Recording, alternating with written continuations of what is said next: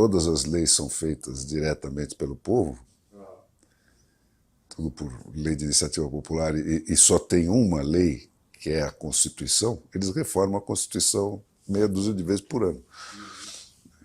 Qualquer 50 assinaturas, você puxa uma votação para uma emenda da Constituição, né, que você propõe como cidadão. Aí vai a voto. E aquilo que o povo decide, nem a Corte Suprema tem o poder de desdecidir, porque todo o poder emana do povo, ponto. Então ninguém pode mexer no que o povo decidir, senão o próprio povo.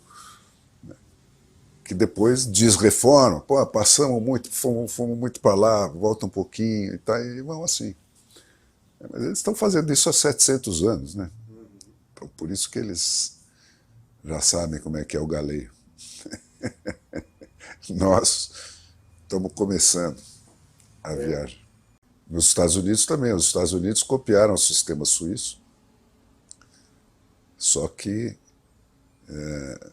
lá pela circunstância do momento da fundação do país, eles tiveram que fazer uma presidência forte. Então é um sistema híbrido, né, que tem o sistema suíço dos estados para baixo. A maioria das cidades lá não tem mais prefeito, não tem... elege um board, igualzinho o sistema suíço. As leis são todas feitas por iniciativa popular ou por referendo para desfazer as que o legislativo propõe. De modo que lei hoje nos Estados Unidos, o legislativo nem faz, nem vota. Ele vota a intenção de sugerir ao povo aquela lei para ser aprovada na próxima eleição já por voto direto. Entendeu? Porque nem adianta, porque se o cara aprovar no legislativo, alguém convoca um referendo e desmancha, se for o caso. Então, e conforme o tema que a lei envolve, isso já está decidido numa outra lei de iniciativa popular que já diz, olha, lei sobre imposto, essas coisas, nem pensar, só por referendo direto, voto direto. Então nem vem. Né? Então, e eventualmente outros temas entram nessa categoria e saem dessa categoria. Quando eles estavam numa crise grande de segurança pública, lá nos anos 70, a Califórnia iniciou um processo de reforma das leis penais, que depois passou para os Estados Unidos inteiro e arrumou a casa lá. Deu uma puta arrumada, porque nos anos 70, vocês são moços, não lembram disso, mas porra, andar em Nova York nos anos 70 era foda. Tipo São Paulo nos lugares de barra pesada, Rio de Janeiro. Entendeu? Você andava assim, metrô de noite ali, era barra pesada. E aí, pela mesma razão daqui, né? Você pegava o cara, falava, você pegou 30, 50 anos de prisão. O cara passava 5 e saía. Com essas reformas. E esse processo que a Califórnia iniciou, a base era isso, a realidade da pena. Aquilo que for passado como pena, você vai cumprir. E isso deu uma puta arrumada. Primeiro, passou da medida, porque o sistema da Califórnia era 3 strikes and you are out. Né? Você pisar no tomate 3 vezes, você está fudido. A pena ia dobrando, né? Conforme... Mas valia desde infração de automóvel, qualquer infração valia para esse 3 strikes. Né? E aí deu uma superlotação de prisão, cara. Então, começou a ter rebelião. Eles voltaram para trás. Começaram a fazer outras leis, fazendo um ajuste fino disso. E agora voltou tudo para trás, né? Tá de novo aquela coisa. Agora roubo até $900, o cara nem vai preso.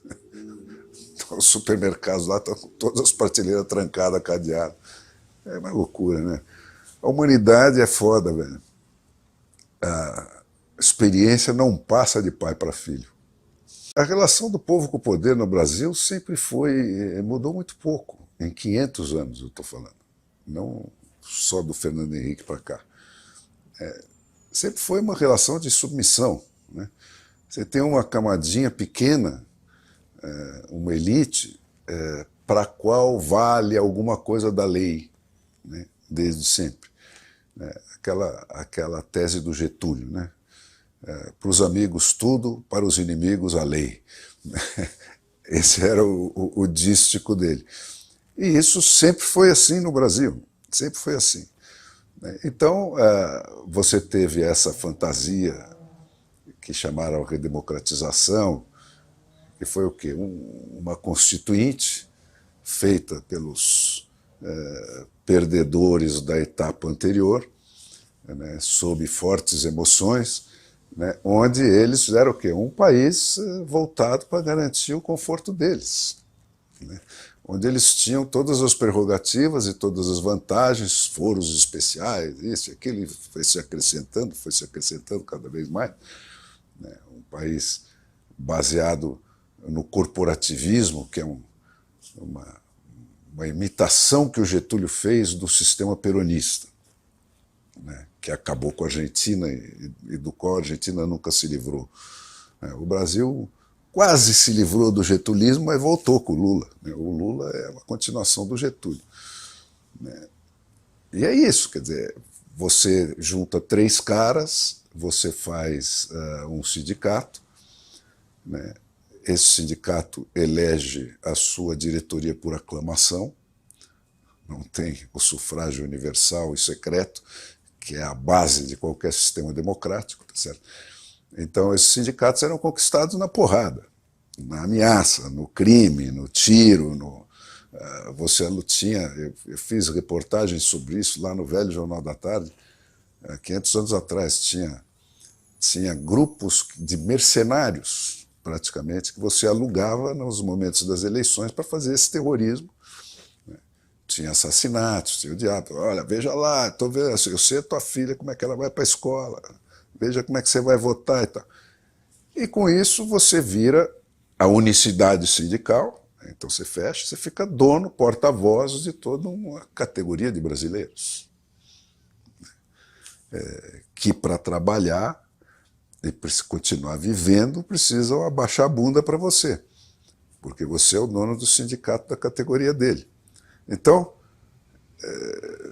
vê como é que é, né? O sistema de dependências e lealdades que você cria com um sistema desse. Né? E isso é o que prevalece, e chega até o Congresso Nacional. Né?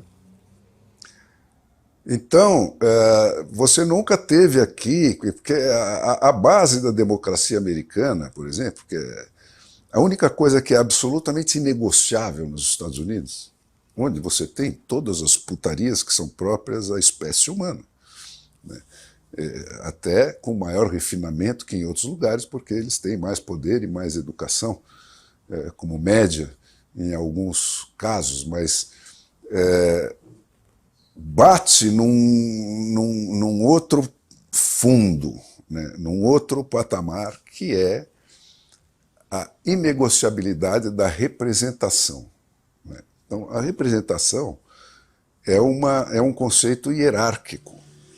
Ele não é uma coisa vaga de disposição de te representar. É uma hierarquia, onde o representado manda no representante.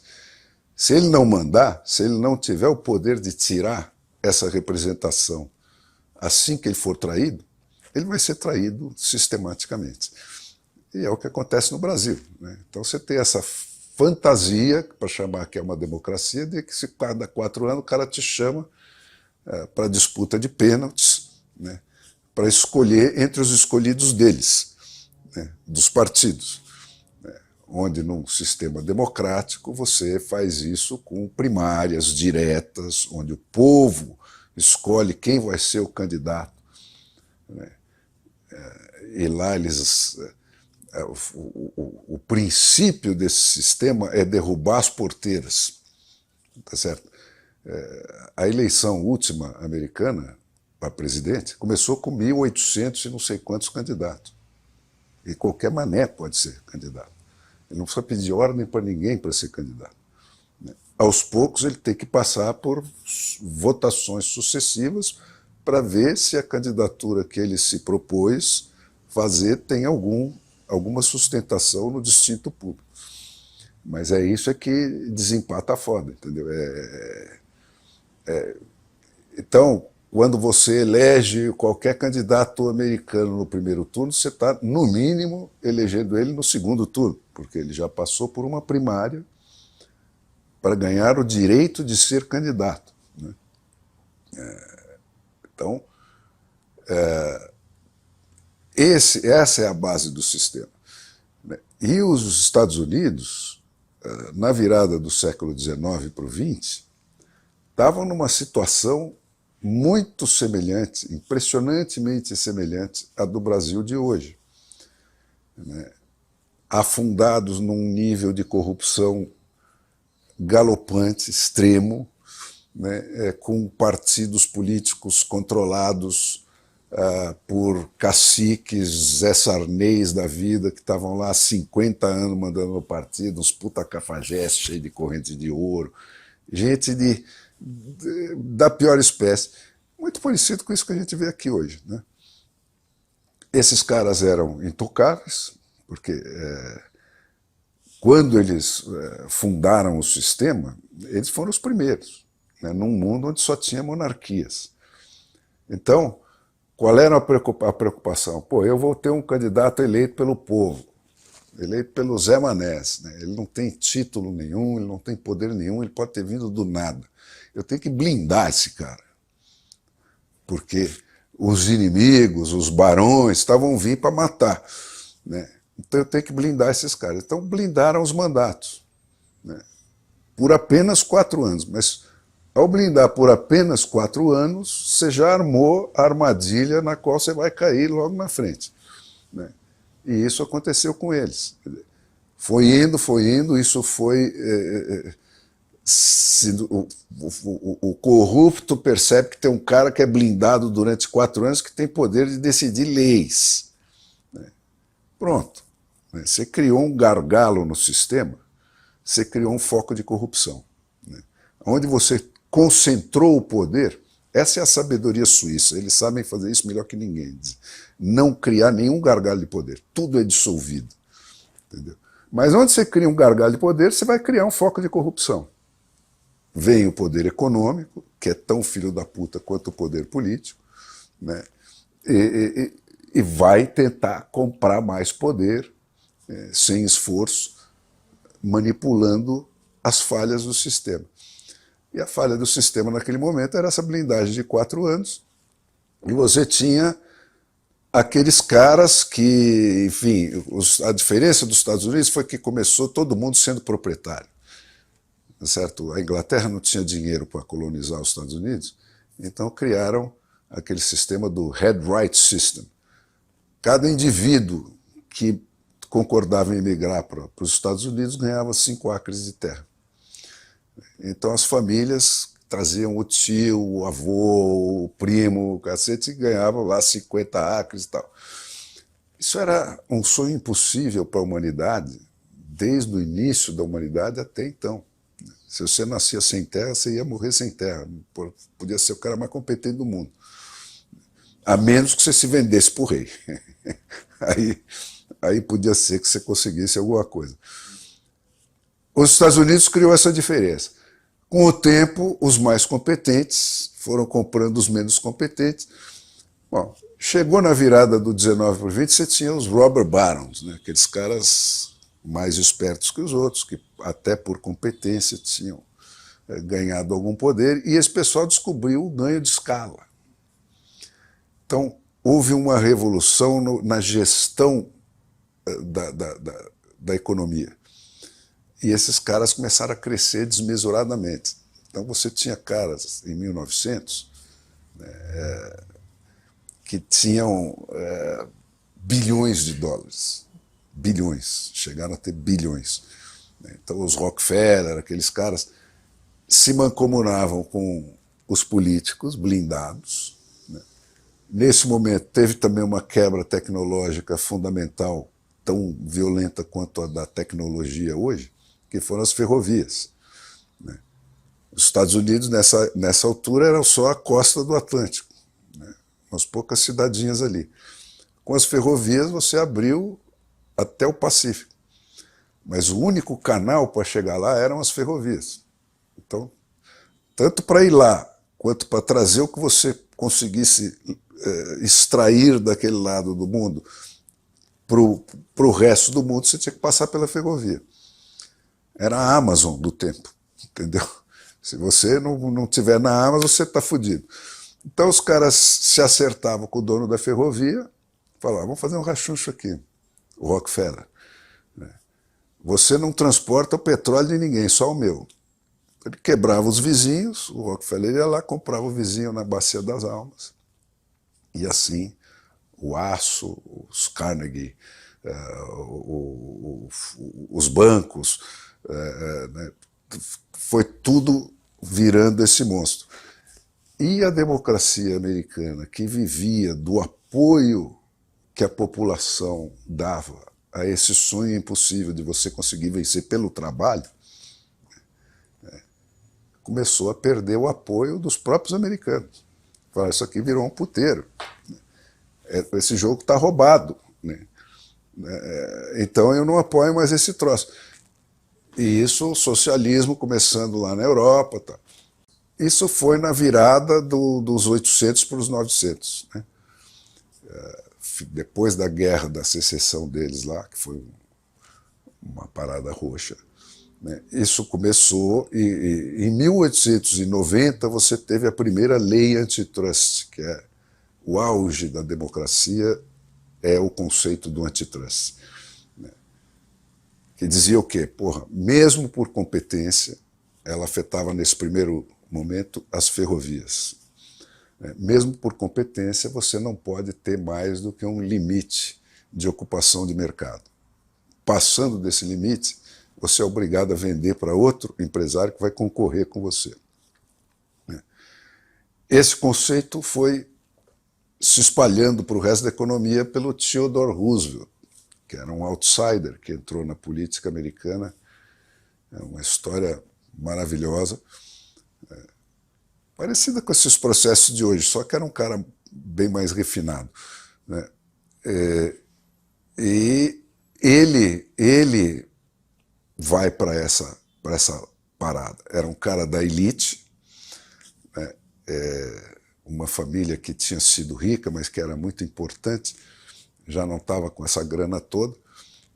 Ele começa como chefe de polícia de Nova York, atacando essas máfias, vai desvendando, vira herói nacional, porque pega de frente essa bandidagem bonita, todos os caras, os colarinhos brancos, e vira herói nacional. Toda a classe política se vira contra ele, dão uma bicicleta nele na hora da convenção que ia determinar quem ia ser o candidato republicano para presidente, e botam ele de vice para tirar ele do páreo. Só que o presidente é assassinado antes da posse. E aí ele entra. E ele faz essa revolução. Porque o conceito antitrust é o que faz o verdadeiro milagre americano. Entendeu? Aquela Constituição deles construiu esse início da democracia americana e deixou essa porta aberta para a reforma permanente. Essa é a grande virtude da Constituição deles. Como ela fixa muito poucos pontos, ela deixa aberto tudo mais, e facilita a reforma. E por essa porta entrou essa segunda etapa da Revolução, que é na virada do 19 para o 20, que é isso, que é o conceito antitrust.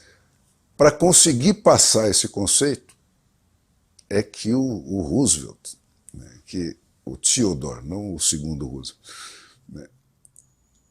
que governava com a imprensa, e a imprensa foi fundamental nessa revolução nos Estados Unidos, vai copiar dos suíços essas ferramentas de democracia direta, que é o recall, as leis de iniciativa popular e o referendo de leis, né, por iniciativa popular. E consiste no quê? Você passa uma lista com uma proposta de leis, se você colher X assinaturas, cada estado tem sua regra lá, a sua lei vai na próxima eleição para a cédula e todo mundo vota nela, sim ou não, né? E assim também para desmanchar as leis feitas pelos legislativos. E o recall, né, como você tem um sistema de eleição distrital pura, né, ele permite que você faça o recall do candidato, porque o eleitor lá na democracia, ele permanece dono do mandato do representante dele o tempo todo, antes, durante e depois da eleição, principalmente depois da eleição. Então, se esse cara te trai, né, você passa uma lista no seu distrito, né, e se você colher, em geral é 10 a 15% das assinaturas que foram necessárias para eleger ele. Então é uma conta objetiva. Se você colher essas assinaturas e essas assinaturas forem atestadas pela autoridade eleitoral lá, que é municipal, é local, o teu recall vai a voto e você destitui. De governador para baixo, isso vale para todo mundo lá. E não só para os representantes eleitos, mas também para os funcionários principais, né? Todo funcionário público da área de fiscalização do governo, polícia, coisa que tem muito contato com o público, é diretamente eleito para poder ter recall, né? E isso num sistema de voto distrital puro. Como é que funciona o sistema de voto distrital puro? Você determina que você quer ter na sua cidade uma Câmara com 50 representantes. Isso é aleatório, tá certo? 50 representantes, ok, então vamos dividir o eleitorado por 50, né? E aí, como não dá para você fazer isso pelo eleitorado, você faz pelo número de habitantes, que é um número mais aferível, mais objetivo, né? Por quê? Porque num número X de habitantes, você tem a mesma porcentagem de eleitores, de modo geral. Então, por que habitantes? Porque quem tem o direito de alterar, aí você divide. Então você divide o estado ou o município por 50, né? E você faz 50 distritos eleitorais. Esses distritos eleitorais têm que ter o mesmo número de habitantes e de eleitores, mais ou menos dentro de um limite de flexibilidade pequeno, né? E vão ser desenhados concretamente no mapa, pelo endereço. Então, quem faz isso? O censo. O censo é que determina quais são os distritos, e você desenha esse distrito. Aqui nesse distrito tem o mesmo número do distrito vizinho, e assim por diante, os 50 distritos. E cada candidato só pode se candidatar por um distrito. Então, no final, você vai eleger um representante de cada distrito, por maioria simples. Então, não importa se o cara é o que você escolheu, 51%, ou se você está nos 49% que perdeu, você pode destituir ele, porque você sabe, nome por nome, não mais ou menos, mas nome por nome, pelo endereço, quem são os donos, os eleitores de cada representante que está lá na Câmara. Então, esses donos têm esse direito de tirar o mandato do cara a qualquer momento. E é isso que garante a democracia. Todo o resto da literatura política, você pode fazer uma bela fogueira e se aquecer no inverno, porque é tudo para enganar trouxa, entendeu? É tudo invenção de europeu para não permitir que esse sistema dos americanos e dos suíços se instalasse na Europa completamente. Então fica aquela coisa, eu vou fazer um distrital misto, metade dos poderes fica com o partido, metade fica... É tudo complicador para tapear idiota, entendeu? Porque existe um princípio que todos nós sabemos, né?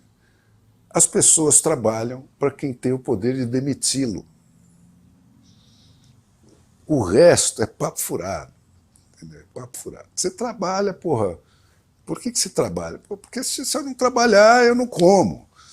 E quem é que determina isso? É aquele cara. Então é para esse que eu trabalho. É esse que eu dou satisfação. Então, se você aplicar esse conceito ao critério eleitoral, você tem uma democracia. Certo? Democracia existe quando o povo manda no governo e não existe quando o governo manda no povo. Ponto. A definição é simplérrima. Entendeu? E o que materializa este comando do povo sobre o governo? A propriedade do mandato. Já sou. Entendeu? Então é isso, a diferença é essa. Você olha para isso, como é que funciona no Brasil? Você tem distritos eleitorais, mas que são aleatórios. É uma conveniência para facilitar de você ir votar perto da sua casa. Ponto. Morre aí. Né? Você botou seu voto na urna, dançou, nunca mais você pega ele de volta. Tá certo? No sistema proporcional, na eleição passada, não esta última, dos 513 deputados federais, só 27 foram eleitos com votos no nome deles.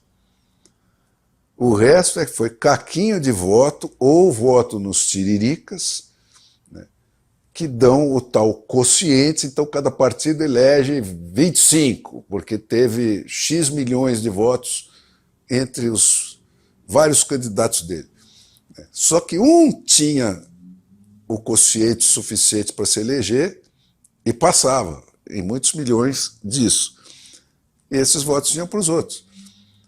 Então o Bolsonaro, que ficava naquela coisa, o hacker vai transferir o seu voto do Zé para o Mané, não precisa de hacker, a lei faz isso. Entendeu?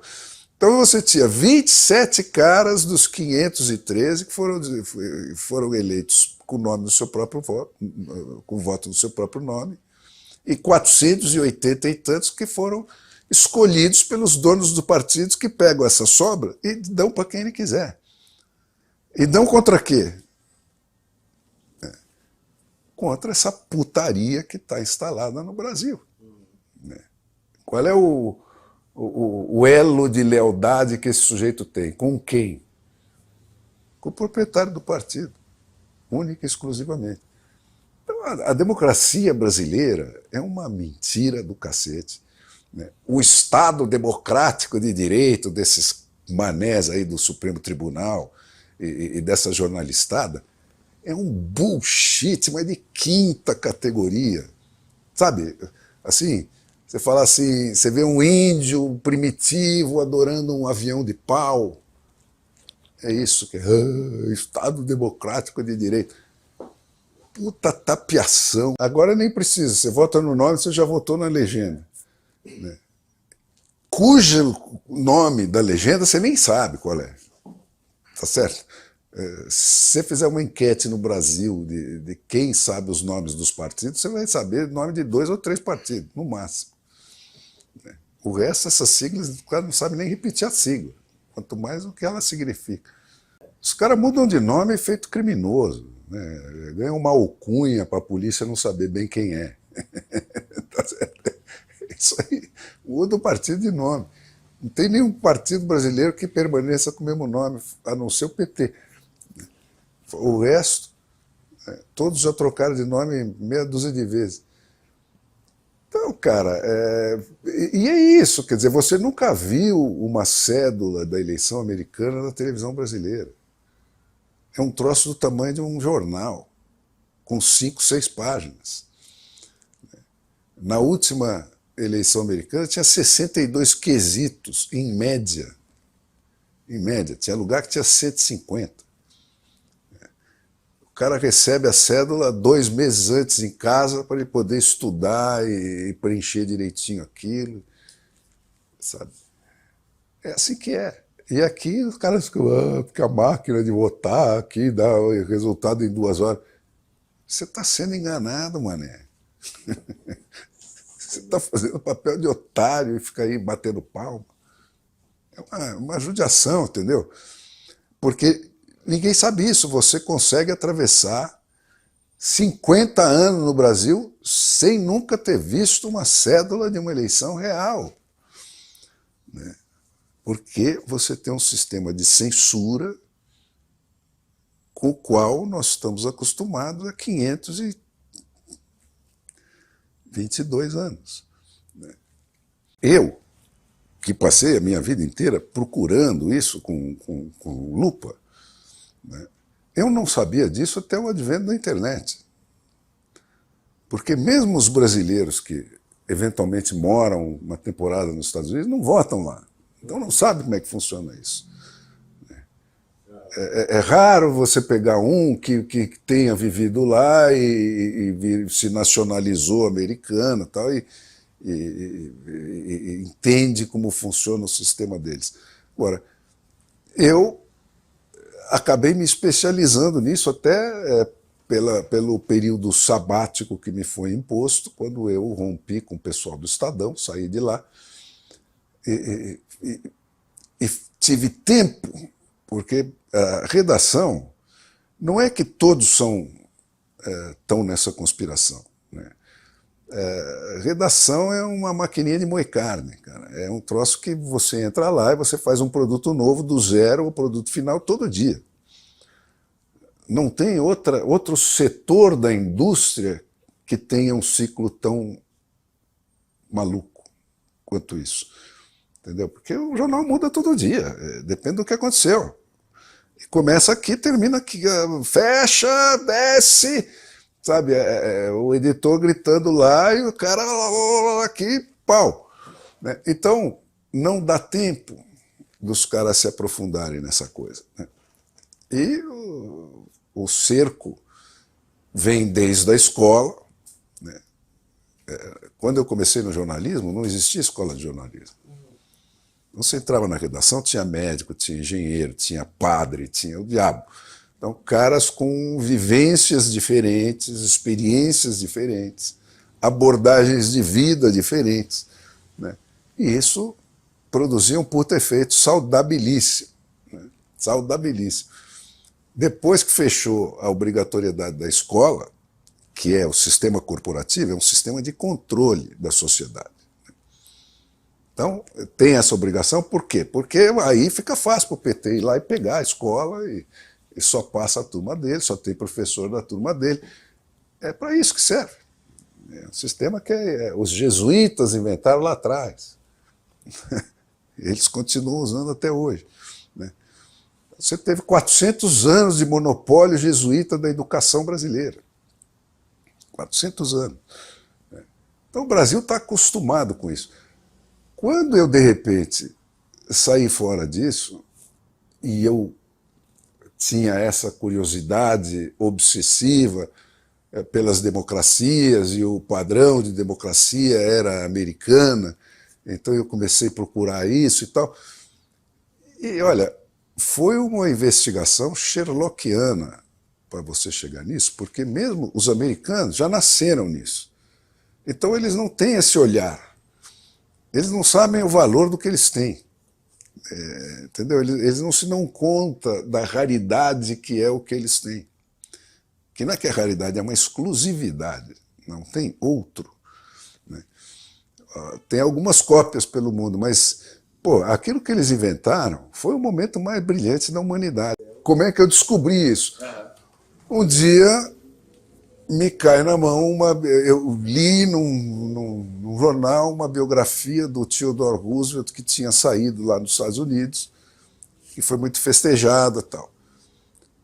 Peguei a Amazon, né, lá naqueles começos, pumba, comprei o livro, era uma trilogia, 3 puta livros desse tamanho, né, e contava a história do Roosevelt e essa briga dele maravilhosa. E para mim, cara, que achava que sabia alguma coisa, né? foi uma surpresa eu constatar o quanto era idêntica a situação do Brasil com a situação dos Estados Unidos de 100 anos atrás. Eu falava, cara, mas é a mesma coisa, é igual, são os mesmos personagens, os mesmos esquemas de corrupção, era idêntico tudo. Entendeu? E aquilo começou a me fascinar. Né? E aí eu fiquei num fascínio com o personagem, Theodore Roosevelt, que me dava essas pistas. E a briga dele era essa, ele dizia, porra, a função do capitalismo e da democracia americana não pode ser enriquecer ilimitadamente 2 ou 3 caras. Não pode se limitar a isso. Tá certo? Tem que ser mais que isso. Se chegar um momento em que eu tenha que escolher entre continuar enriquecendo ilimitadamente esses 2 ou 3 caras ou servir ao interesse da sociedade, o interesse difuso da sociedade, eu tenho que servir o interesse difuso da sociedade. E nós temos que encontrar um caminho para isso. E aí ele pensou essa coisa da lei antitrust. Para passar a lei antitrust, porque começava uma reforma, o judiciário desmanchava. Você conseguia passar no legislativo, depois de uma puta luta, de envolver os caras, o caralho, bababá, o judiciário ia lá numa canetada e desmanchava. É igual, cara, igual, entendeu? Então como é que fazemos com isso? Porra, recall, lei de iniciativa popular, referendo de lei, finalmente, eleição para a retenção de juiz, que hoje é o sistema que prevalece nos Estados Unidos. Você tem a retention election. A cada 4 anos vem na tua cédula o nome de todos os juízes que afetam as suas comarcas, aos quais você pode ter que recorrer um dia, né? São aqueles da tua área, vem na cédula. Juiz fulano de tal, continua juiz mais 4 anos? Sim ou não? E você dá um sim ou não nele. Então ele passa a trabalhar para você. Tá certo? É simples pra caralho, entendeu? É uma coisa óbvia, intuitiva, indiscutível, tão indiscutível que todas as pessoas que conhecem esse sistema, é injeção na veia, você fica viciado no ato, entendeu? No ato. Por isso que a única maneira de combater isso é censura. É não deixar o povo saber que isso existe. Entendeu? E é esse o trabalho. Quer dizer, como é que você fala, porra, como que na era da internet eu atravessei 50 anos sem saber que isso existia? É um puta de um trabalho conseguir isso. Não é pouca merda, é coisa... Né? Então, é isso que está instalado aí. É isso que é o Alexandre de Moraes e essa gente aí. É a contra-reforma, né? Que governa pelo terror. Né? Se você falar qualquer heresia, eu te queimo na fogueira em praça pública. Então não tem discussão. Perdeu mané.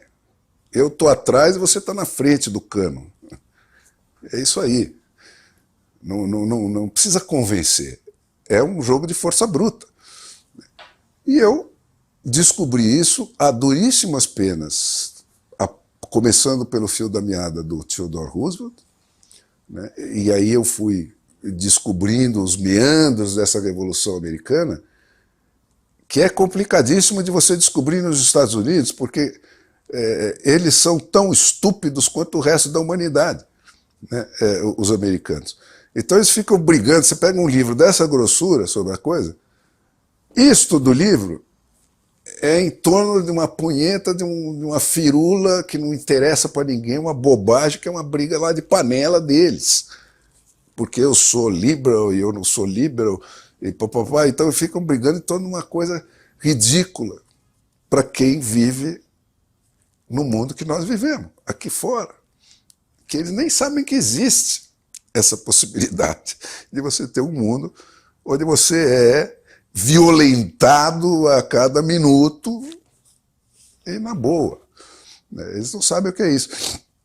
Então eles ficam discutindo essas minúcias lá deles e tal. Então, pô, dá um trabalho do cão de você depurar isso para entender como é que funciona o sistema deles.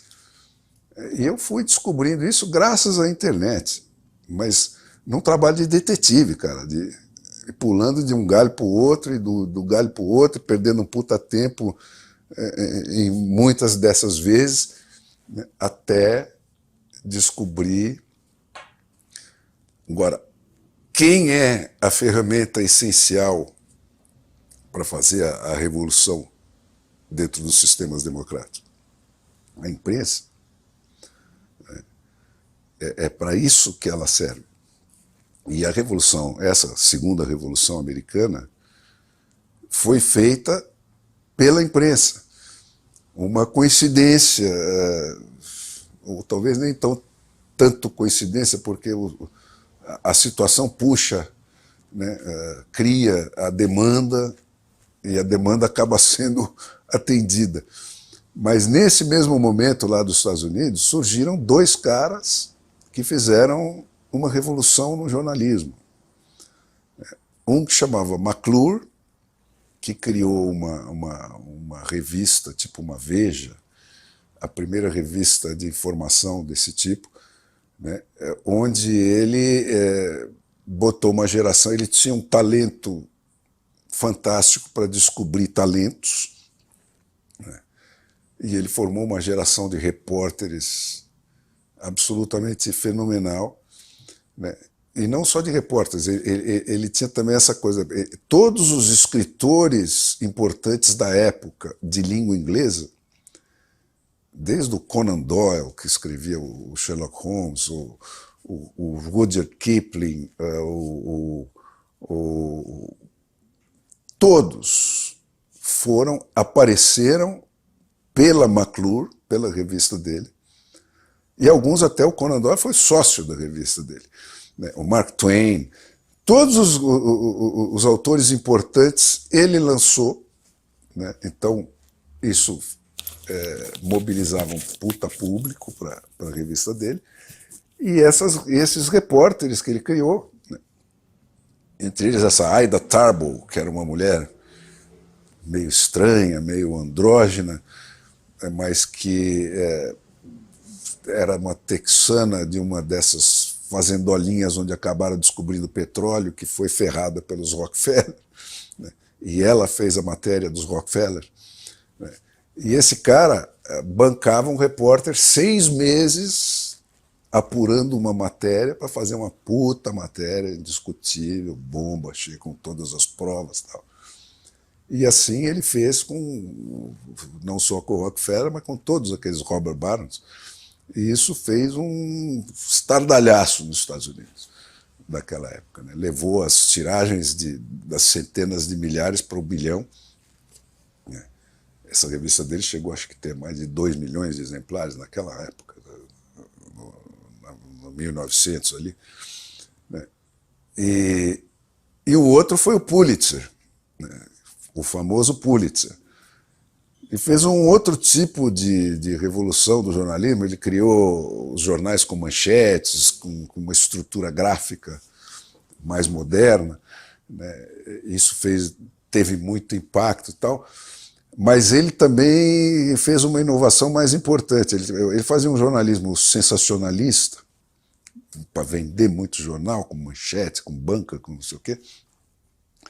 Mas, na parte dos editoriais, ele tinha uma puta elite de gente pensante, analisando os fatos, e ele virou todo o jornalismo dele, não para a cobertura da vida da elite, mas para a cobertura da vida do povo.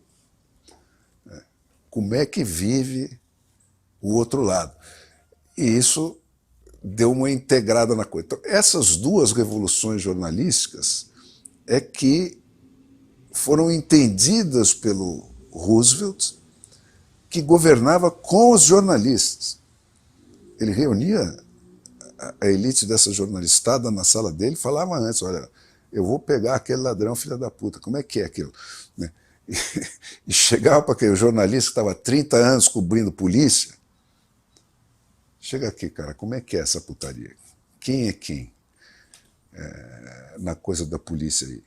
Quem que pega a bola, quem que não pega, como é que é? os caras explicavam tudo para ele e ele fazia.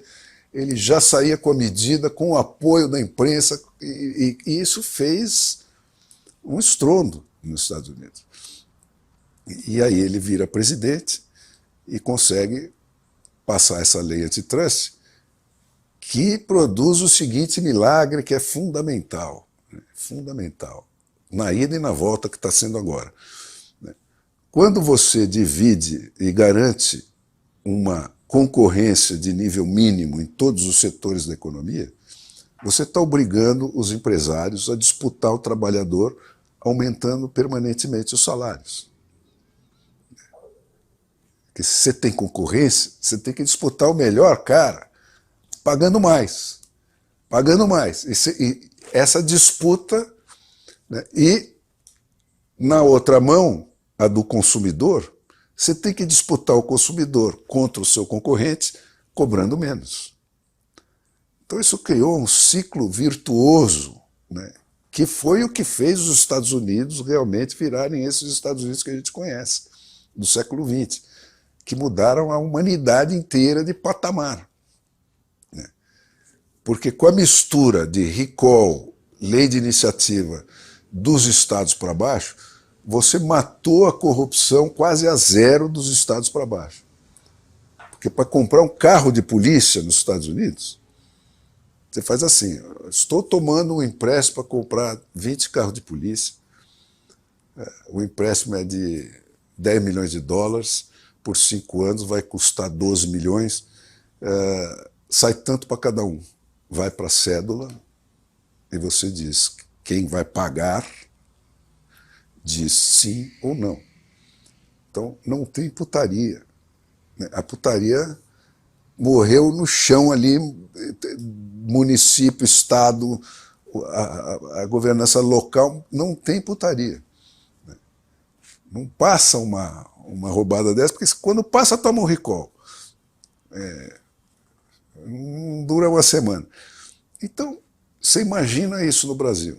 Você acabar com a roubalheira nos 26 estados e nos 6 mil municípios. Ficaram ricos pra caralho, tá certo? Com leis de iniciativa popular, eles é que diziam onde que o governo tinha que investir, e não o político filho da puta, tá certo? Então, aquilo fez esses Estados Unidos que meteram um homem na Lua em 1969. Tá certo? É isso aí. Quando a China e a internet entraram na parada, você começou o caminho inverso. A partir dos 85 para frente, você começaram a desmanchar a lei antitrust e começaram desmanchando aonde ela era mais severa, que era para a indústria jornalística. Nos Estados Unidos, até então, é proibido você ter propriedade cruzada de jornal, rádio e televisão. Você podia ter um. Quem tivesse um não podia ter o outro. E dentro de cada setor, você tinha esse limite, você não podia ter mais de 30% do público. Era obrigado a vender para outro. Então, todas as cidadecas americanas tinham 3, 4 jornais. E não sei quantas rádios. Então, a diversidade de opinião era uma coisa. Eles começaram a desmanchar aí, para não ter resistência para desmanchar para o resto. Entendeu? E isso criou esses Estados Unidos que estão aí hoje, onde você tem 5 caras que ganham mais dinheiro do que o budget, o PIB de todos os países do mundo, menos 2 ou 3, né? E o resto toma na bunda. O resto só tem eles como opção de patrão. Então, se você for demitido da Amazon, você está fodido. E isso facilitou a vida dos Alexandre de Moraes. Que agora você tem 4 plataformas, se você bloqueou você nas 4 plataformas, você está mudo. Acabou. Antes você tinha 400 mil jornais e rádios que você tinha que controlar. Agora, fudeu. Eu acho que é a classe média meritocrática, que é aquela que não é o funcionalismo público. Você tem duas classes médias no Brasil, né? Uma meritocrática, que é a que se fez realmente sozinha, e isso vai desde da mulher da cidadinha do interior que começou a fazer um bolinho qualquer e vende isso, enfim, conseguiu se virar sozinha, e você detectou aí, como você disse, algumas desse tipo, até o cara que já chegou num nível mais alto. Mas basicamente eu acho que são essas pessoas. É um fenômeno parecido com o que aconteceu no mundo inteiro com a internet. Esse é o lado virtuoso da internet, né, que deu voz para esse público que era excluído totalmente da mídia mainstream, da mídia do establishment, né? E esse pessoal não só ganhou um lugar para mostrar a cara, mas ele ganhou um peso, né? Porque quando você se torna vocal, por mais defeituosa que seja a democracia brasileira como ela é, você ainda tem um poder eleito que é o Congresso, né? E isso desaguou na primeira rodada desse fenômeno, desaguou no impeachment da Dilma. Quer dizer, eu não acreditava que fosse possível, no Brasil, derrubar um governo do PT. Eu achava que era possível o PT derrubar qualquer governo. Mas alguém derrubar um governo do PT, eu achava que era impossível. E aconteceu, né? E aconteceu por causa disso. Foi um movimento grassroots, né, que começou lá em 2013, aquelas manifestações e tal, e rolou, né? Rolou. Então, isso foi uma beleza, tá certo? E isso que nós estamos vendo agora, eu não sei se é o canto do cisne, mas é algo parecido com isso. É um repique que vem com uma nota de desespero, não é? Porque, como sempre, esse pessoal profissional da luta pelo poder, eles têm um vastíssimo know-how na manipulação da regra, né, do jogo. Não na perseguição do objetivo, é na manipulação da regra. Como é que eu falseio essa merda? Né? Eles são craques nisso. Sempre foram. Né? E então aprenderam a fazer isso. E eles fazem isso com as instituições. Né? Então, esse golpe que que o Brasil está sofrendo hoje, que é o golpe bolivariano feito através do Supremo Tribunal, né, foi aplicado na Venezuela, idêntico, né, ao do Brasil, só que já evoluiu, já está mais lá na frente. Mas o do Brasil está começando identicamente. Ele foi inventado e prescrito textualmente no Foro de São Paulo, que é aquela criatura do Lula e do Fidel Castro, que tem o propósito, entre aspas, de recriar na América Latina aquilo que foi perdido na Europa do Leste com a queda do muro. E aí vocês perguntam, o que foi perdido na Europa do Leste com a queda do muro? O governo de partido único, né, tocado basicamente pela polícia política, que faz a lei, executa a lei, é o Alexandre de Moraes, em pessoa. Ele é o cara da NKVD, ele é o Putin. Ele é o... Ele fala, porra, eu faço o que eu quero porque eu tenho a bomba atômica. É isso aí. Não quero convencer ninguém. Eu quero que você se ajoelhe. Perdeu o mané. É isso aí. É isso aí. Então, os judeus que em 1938 não entenderam que a Noite dos Cristais foi aquilo que ela foi, estão todos mortos. Os que entenderam se mandaram de lá, alguns vieram ajudar a construir o Brasil, estão aí hoje milionários fazendo... Os venezuelanos que não entenderam quando o Supremo Tribunal deles mostrou os dentes pela primeira vez, que aquilo era o que era, né? Ou estão presos, ou estão mortos, ou estão distribuídos entre Miami e Paracaima, né? É isso aí. O Brasil está entrando nesse mesmo gargalo. Então, por que isso é violentamente perigoso? Primeiro, por essa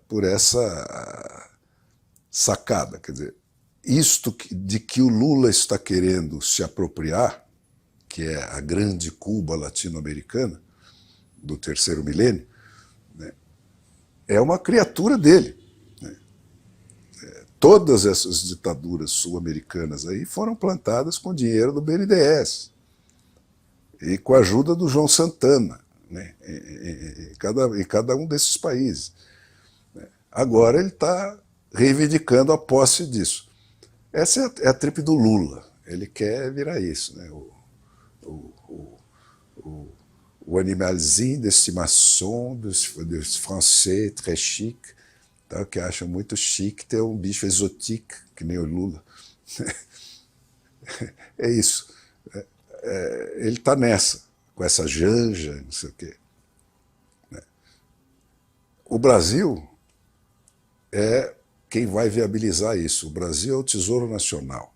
É a grana que vai comprar tudo isso aí. Como já comprou. Né?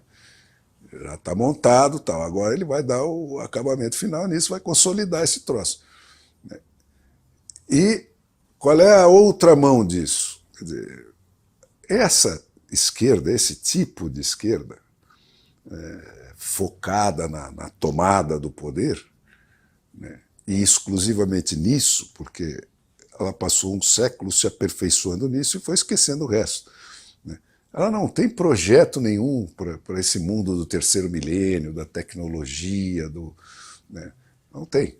Como o Lula não tem projeto nenhum para nenhum dos departamentos do governo do Brasil. Estão aí discutindo sobre o nada. Então o que sobrou para essa gente? Essa tapeação de gênero, de só, né, conflagração, tapeação, que não significa nada, não leva a lugar nenhum. Então, eles sabem disso. Né? E o Lula, especificamente, como acontece com quase todos os partidos desse gênero e com esse tipo de trajetória e de gênese, né, eliminou dentro do PT todas as alternativas a ele próprio. Então o PT não é mais nada hoje, senão uma máquina de pôr o Lula onde ele chegou. Né? A qualquer preço, né? Da destruição da Constituição brasileira, da legislação brasileira, da anulação do Poder Judiciário, da anulação do Poder Legislativo. Então sobrou só eles. E agora você chegou num ponto, ontem aconteceu isso, quer dizer, você teve uma denúncia, essa do PL, sobre os logs das urnas. Não é que é uma denúncia, isso está exposto na própria tabulação que o TSE, que é o braço armado do Supremo Tribunal, né, botou na rede. Ele publicou na rede 279 mil urnas com o mesmo número, que não precisa mais esconder, porque eles já se sentem com a força suficiente para quem abrir a boca para falar, porra, mas metade das urnas, 60% das urnas tinha o mesmo número, e nesse pedaço das urnas a proporção de votos de Bolsonaro para Lula se inverte, exatamente, quase exatamente. Quem desconfiar disso é imediatamente preso, desmonetizado e toma uma multa de não sei quanto. Então, agora eles assumiram, virou sexo explícito. E isso eu já estou enxergando lá desde o começo. Eu estou alertando para o pessoal que eu falei, olha, para esse tipo de partido é matar ou morrer, porque eles estão sendo excluídos pela história. Eles não têm mais mensagem nenhuma que seduza, certo? Eles não têm mais nenhuma mensagem de convencimento e nenhuma preocupação com isso. O Lula fez uma campanha inteira sem fazer nenhuma proposta. Nenhuma proposta. A proposta dele era só ser contra o Bolsonaro. E mesmo essa, ele estava nem aí, porque ele já sabia que o jogo era de carta marcada. Tá certo? Então, é força bruta. Né? E eles vão exercer essa força bruta, porque para eles é matar ou morrer. Se eles não calcarem o pé agora e ficarem aí 1 ou 2 ou 3 gerações, como ficaram em outras partes do mundo, né? Eles estão fora. Fora. Então acabou isso aí. Né? Eles vão ter que virar outra coisa, fazer outro tipo de proposta. Então o que sobrou para essa gente? Esse ambientalismo destrutivo, né, que se apoia num problema real, mas que só tem propostas malucas, né, como proposta de solução, e não discute o único problema que é a base da crise ambiental, que é o fato da espécie humana se ter tornado uma praga depois da invenção da penicilina. Ninguém mais morre, todo mundo dura 100 anos, e somos 8 bilhões, e amanhã vamos ser 20 bilhões, e como é que faz? Esse é o problema real. Desse ninguém fala. Então você fica falando, precisamos acabar com a indústria de lá, com a de cá, com isso, com aquilo. É tudo uma guerra suja de poder e de dinheiro. Né? Um monte de ONG, de cientista falso, que fala, pô, se eu fizer um projeto para fazer pesquisa sobre peido de vaca, tem 20 milhões de dólares para fazer, por que eu não vou fazer? Agora, se eu for fazer um projeto para estudar a questão da explosão populacional, não tem um tostão. Então é isso que é esse ambientalismo escroto que está aí. Né? E o mundo virou isso, cara. Sem imprensa, porque eles tomaram a imprensa. Então eu digo, a imprensa é o elemento fundamental para você fazer a revolução positiva e para você fazer a revolução negativa na democracia. É isso que esses filhos da puta aprenderam e se especializaram. Eles pegam o exemplo virtuoso e falam, porra, e se a gente inverter? Vai dar resultado também. Então vamos ocupar a imprensa. E olha o trabalho que isso dá, cara. Você tem que começar uma conversinha para fazer o cara aceitar a ideia de que não pode ser jornalista quem não passar na escola dele, depois você ocupa a escola dele, e aí vem uma geração, e 2, e 3, e pumba! Pau no seu rabo. E quando você abre o olho... Por isso que eu digo, eu tinha um amigo cubano que viveu no Rio de Janeiro, que era uma figura muito engraçada, Carlos Verdeja, né? Fumava maconha pra caralho e dava muita risada, e falava, nós outros em Cuba entramos em la Arapuca perfumada, éramos todos colegiales em primavera. É isso aí. A longo prazo, eu sou otimista, porque essa busca da liberdade é inata na gente. Né? Você vai. Agora, dá trabalho. Né? Você precisa fazer como eles fazem. Né? Você tem que ter a tua escola, você tem que ter a tua mídia, você tem que gastar dinheiro com isso, você tem que gastar tempo com isso, para segurar a peteca, porque não tem mais lugar no mundo para amador. Entendeu? Tem que ser profissional em tudo. E isso, justiça seja feita, eles são profissionais. E nós temos que ter a humildade de aprender com eles e fazer a mesma coisa. Quer dizer, você tem que ter os seus think tanks, você tem que ter as suas escolas, como os americanos tiveram, nos anos 30, 40, 50, 60, né? Até os 70 ali. Dali eles começaram a entrar no Gramsci também. Né?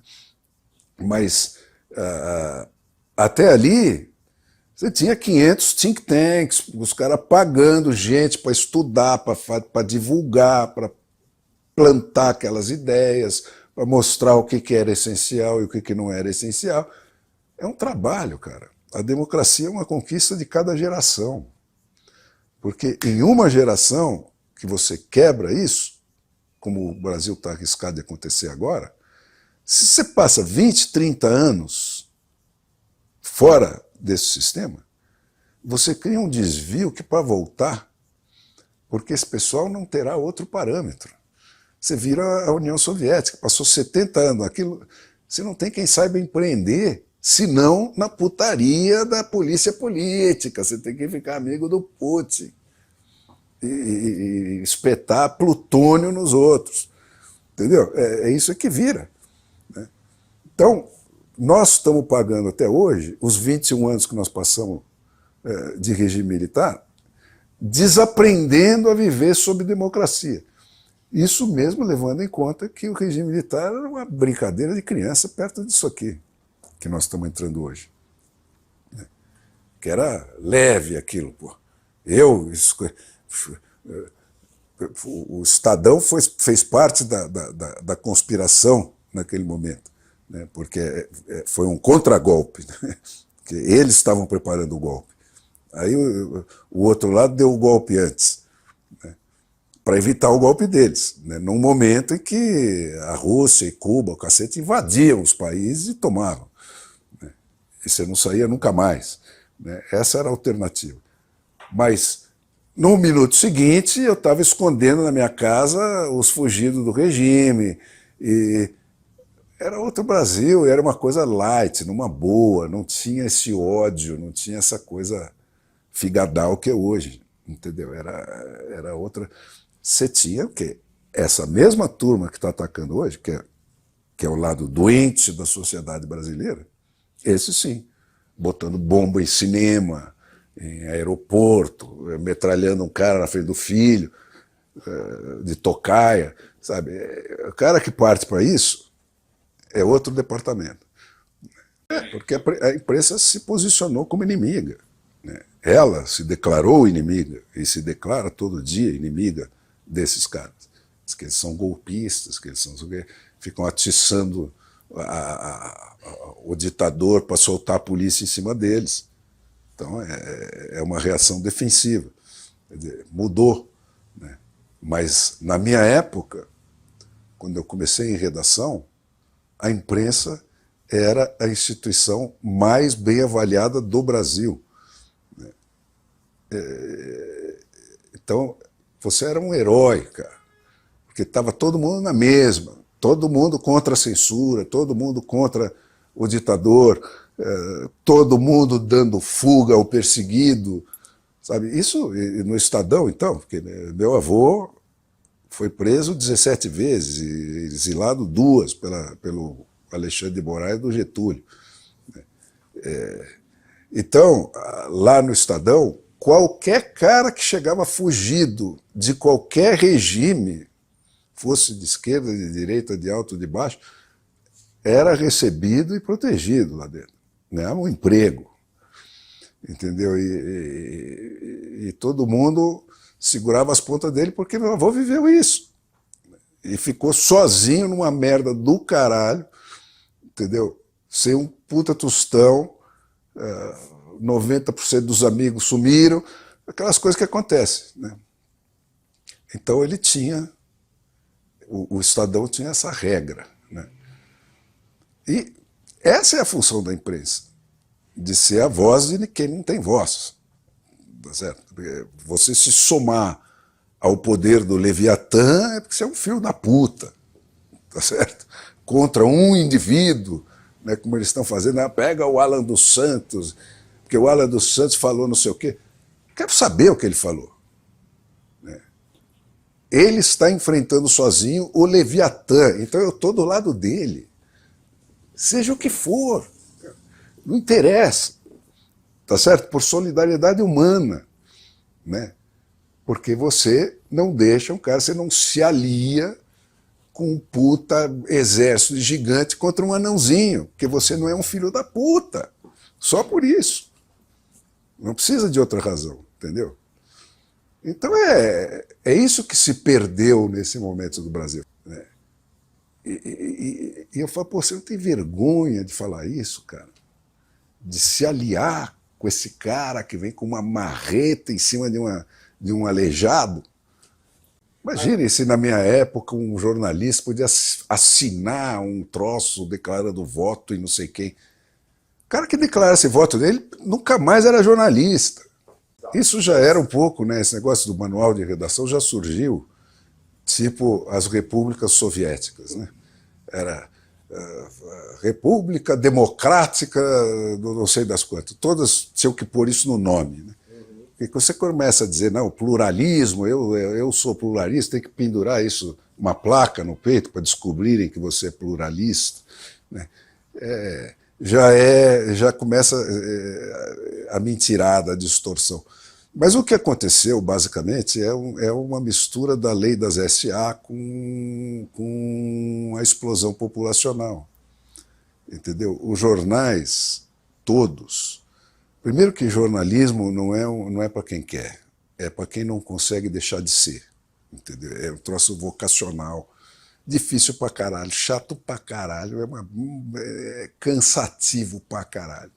Entendeu? Não, é um troço que realmente o cara precisa ser apaixonado naquilo, aquilo tem que ser maior que ele para ele conseguir fazer, entendeu? Porque você não aprende isso na escola. Ou você nasce assim, ou você não vira.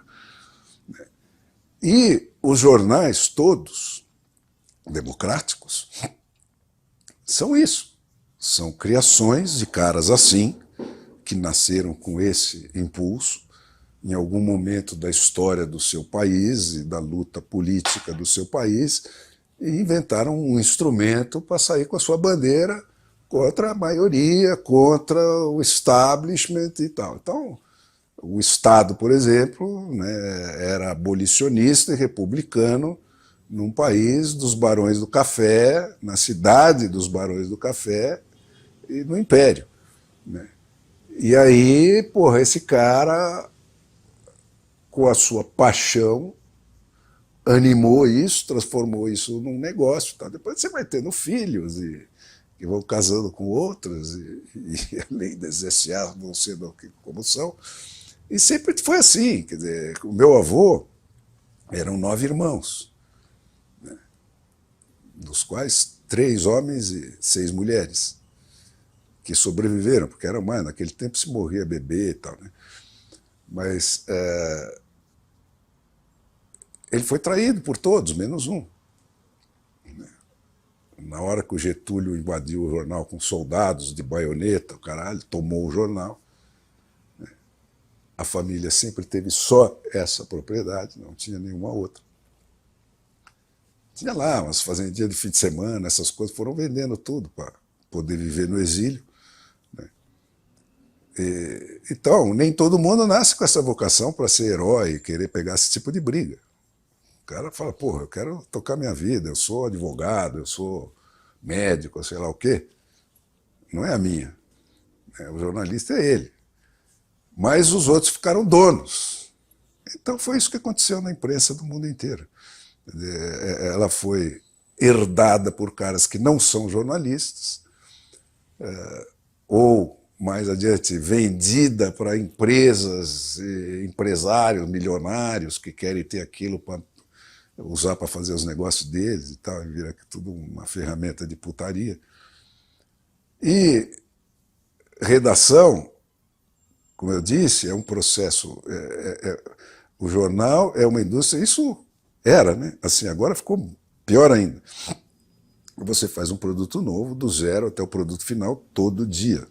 Todo santo dia, 365 dias. E frequentemente você tem que mudar esse produto 3 vezes ao longo do dia, 4 vezes ao longo do dia. Agora mais ainda com as mídias eletrônicas. Então, é uma tarefa insana, né? Você ficar... Isso tudo feito numa sala que tem 400 pessoas, 500 pessoas, participando de fazer esse troço. Então é muito fácil você ocupar isso gramscianamente. Tá certo? Porque para você manter isso sob controle, você só consegue funcionar numa redação num esquema de hierarquia, de lealdades. Então você tem lá, você tem um general, esse general tem os seus tenentes e capitães, e é tudo olho no olho. Porque o repórter que vai para a rua, ele volta e fala, não deu a matéria, o cara não falou. Você não sabe se ele falou ou não falou. Tá certo? Então é na confiança. Aí você vai ficando macaco velho, você aprende. Então vai lá, eu ligo pro cara, você quer falar? Quero. Tá. Rua. Mas é uma luta, entendeu? Diária. Né? E todo dia você toma bola no meio das pernas. E é 400 caras. Né? Então, à distância você não consegue nem chegar perto de mandar em qualquer coisa numa redação. E é isso que aconteceu. É o fenômeno Globo. Os marinhos da minha geração, quando eu ia para a universidade, eu já era atacado porque o Estadão não era de esquerda. Mas eles eram atacados porque eram aliados da ditadura. Tomavam quase porrada. Entendeu? Então, saíram de lá, fizeram o quê? Porra, entregaram todo o jornal para essa turma para desmanchar essa coisa. E a Globo virou o que virou. Né? Fez metade desse estrago que está no Brasil hoje. Mas depois um monte de gente até passou na frente dela, tá? Igual ou pior. Né? Mas é isso, o fenômeno é esse. Claro que tem. Hoje o mundo hoje é conectado inteiro, né? E a internet, a ditadura, ela se instala, ela se caracteriza pela instalação da censura e pela repressão do dissenso. É isso que define a ditadura. No momento que essas duas coisas acontecem, você tem uma ditadura. Dali para frente ela vai piorar ou não no grau de violência que ela vai aplicar. Mas o princípio é o mesmo. E a ditadura termina quando você rompe a censura. Isso é universal, histórico, é por definição. Todas as ditaduras foram assim. Né? A da igreja, que durou 2000 anos, até o Lutero aparecer e dizer, olha, mentira, a Bíblia não diz isso. E isso acontece por quê? Por causa da prensa do Gutenberg. Né? Até lá, você tinha 20 Bíblias trancadas em mosteiros, tipo o Nome da Rosa, né? Só o padre lia e dizia para você, olha, Deus mandou você fazer assim, se você não fizer assim, você está contra Deus. Tá? Tudo mentira. Aí apareceu a prensa, começaram todo mundo a ler a Bíblia, e o Lutero foi lá e pregou as 95 mentiras na porta da igreja e fez uma revolução educacional. Né? O que era o protestantismo no começo? Na Inglaterra, de 1600, lá daqueles troços. Os caras saíam de noite, encapuzados, com uma velazinha, iam naquelas choupanas daqueles lavradores miseráveis lá, e diziam, meu amigo, você tem que aprender a ler. Não acredite no que o padre te fala, você tem que ir diretamente na fonte e ler a Bíblia. Porque aí você vai ver qual é realmente a palavra de Deus e tal. É isso. Foi uma revolução educacional, a qual os jesuítas responderam com a Contra-Reforma. Quem ouvir essa conversa, eu queimo na fogueira, depois de torturar pra caralho. E está aí até hoje, é isso. É isso. Então, a internet é, para esse sistema que estava todo ocupado no mundo inteiro, a imprensa se assemelhava no seu padrão ideológico, né? A internet foi a invasão dos bárbaros. Né? De repente, uma turma com outro linguajar, sem aquela putaria do refinamento da corte, caras grosseiros, né? Mas falando verdades, né? Falando coisas óbvias. Né? Porra, não é assim, isso é mentira, o caralho. Só que de um jeito tosco. Né? E isso arrepiou essa gente.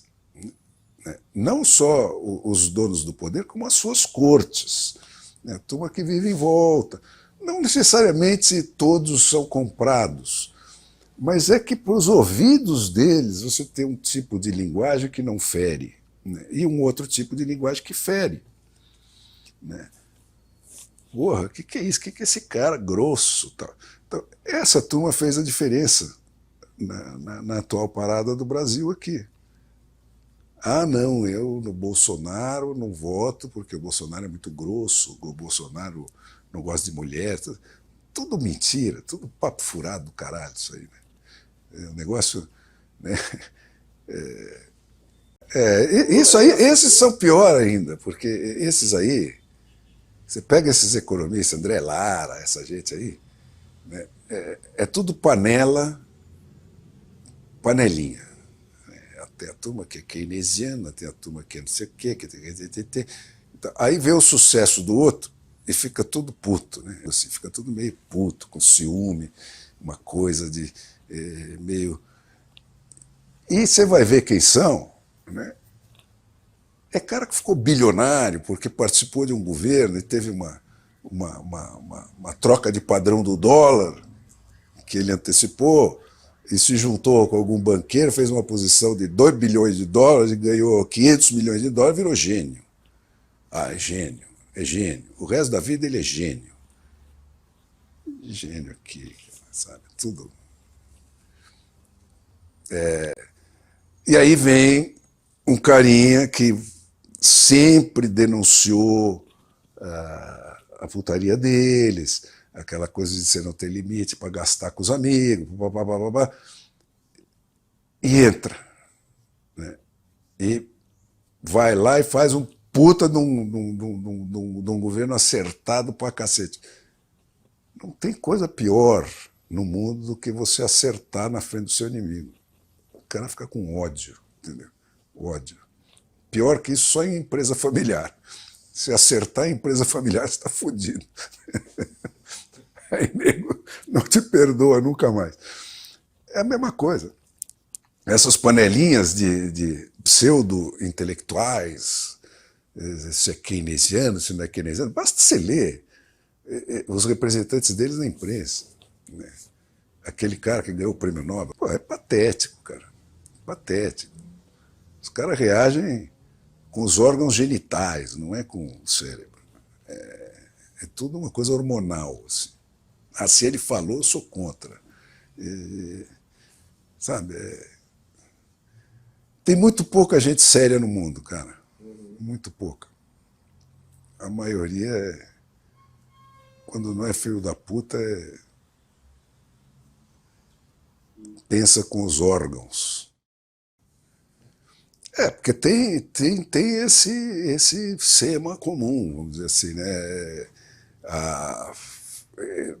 Eles enxergam aquilo que o Bolsonaro enxerga, eles também têm uma dificuldade de expressão enfim, o Bolsonaro é o que tem, né? É o que temos para hoje.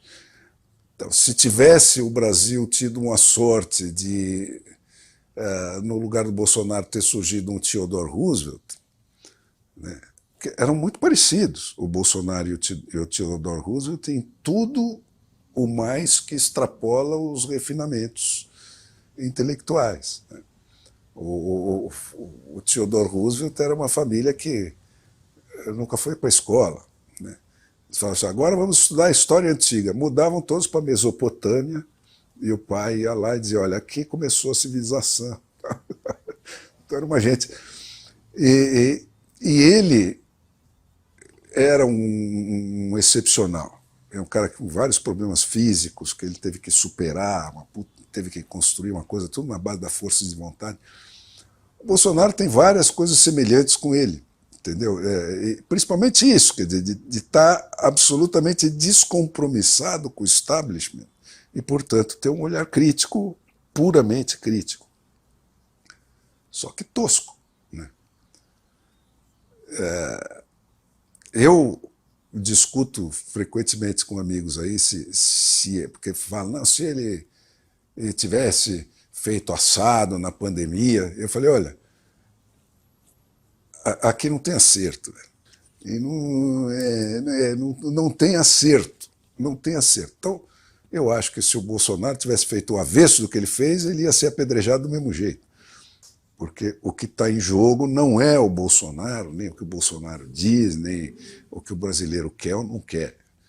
É a sobrevivência de um sistema podre que está morto com o pé na cova. E que se não sair da cova agora, não sai nunca mais. É isso. Então, qualquer coisa que desafiar esse projeto será apedrejado até a morte. Então, é isso que eu acho. E o Bolsonaro tinha o quê? Essa confluência com o público. O público nessa história é quem paga a conta. Né? E o Bolsonaro, lá do baixo clero, tal, representa isso. Estava com poucos interesses do outro lado. Né? Estava entre, se não os totalmente prejudicados, mas estava entre os prejudicados, ali, a turma que tinha poucos benefícios. Né? Então ele tinha esse senso crítico maior.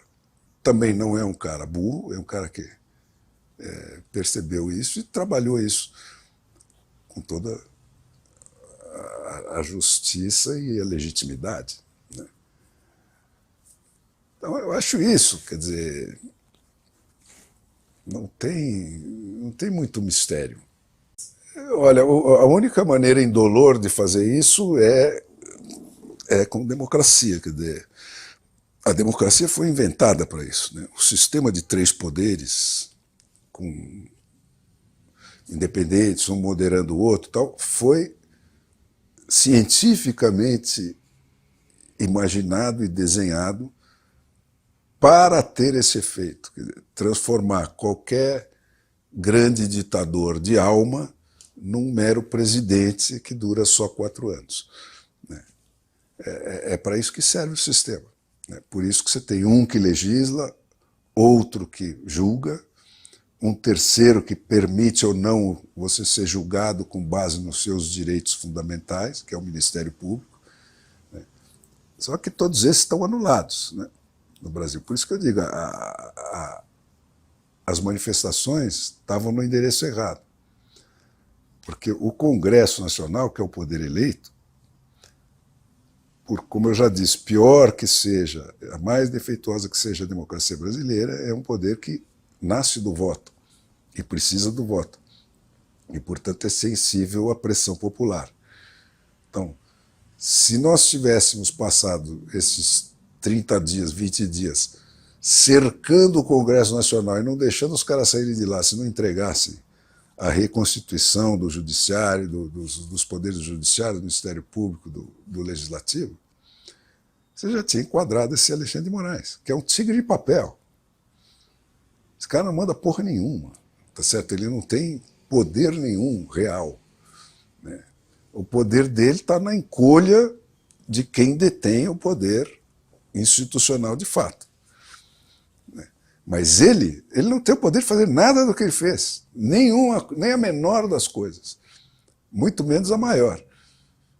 Então você já devia ter atalhado ele na primeira. Não atalhou na primeira, na segunda, na terceira. Né? Mas dá-lhe um impeachment, manda esse cara andar, não obedece às ordens dele, porque as ordens dele não têm fundamento.